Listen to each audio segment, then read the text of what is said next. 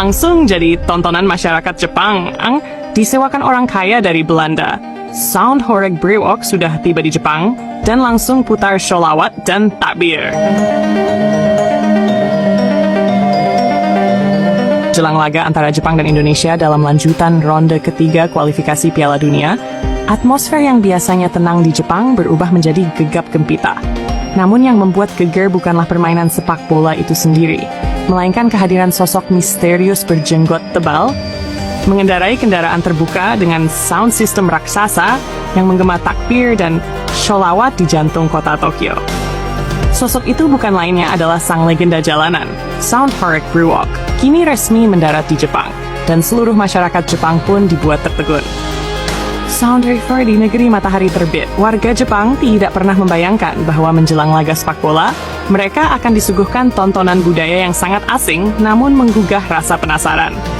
Pagi itu, suara dentuman bass dari sound system yang diangkut kendaraan modifikasi menggemparkan distrik Shibuya.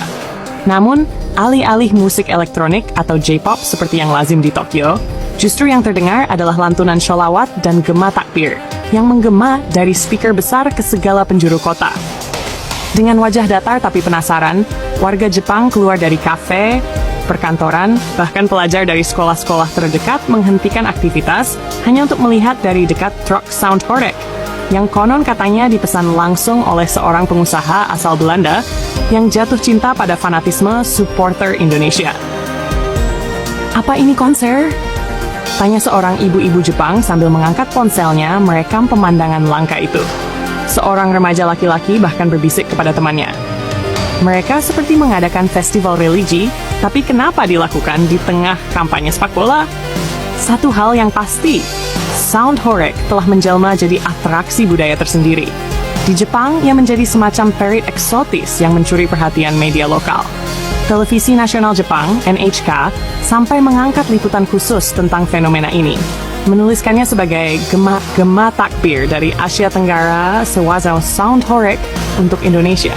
Menurut sumber terpercaya, Soundhoreg ini bukan dibawa oleh PSSI atau pemerintah Indonesia, melainkan seorang ekspatriat asal Belanda bernama Erik van Deerzen, yang sudah belasan tahun tinggal di Bali dan jatuh hati pada kegilaan fans sepak bola Indonesia. Van Deerzen merasa harus ikut ambil bagian dalam mendukung timnas, meski tidak ada urgensi, poin, atau tekanan untuk menang dalam laga ini. Indonesia sudah lolos ke ronde 4, Jepang pun sudah aman ke Piala Dunia. Tapi ini bukan soal menang kalah.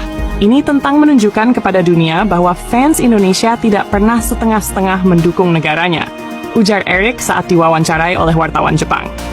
Begitu tiba, tak menunggu lama, sang Brewok langsung memutar lantunan khas seperti Sholawat Badar, Ya Nabi Salam Alaika, dan sesekali Allahu Akbar Walillahil Hamd, yang menggema membuat Jepang mendadak seperti tengah menyambut hari raya.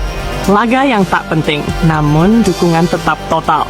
Secara teknis, laga ini tidak terlalu menentukan. Jepang telah memastikan diri lolos ke Piala Dunia.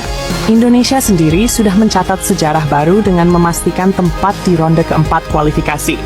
Pencapaian yang sebelumnya tak pernah terjadi.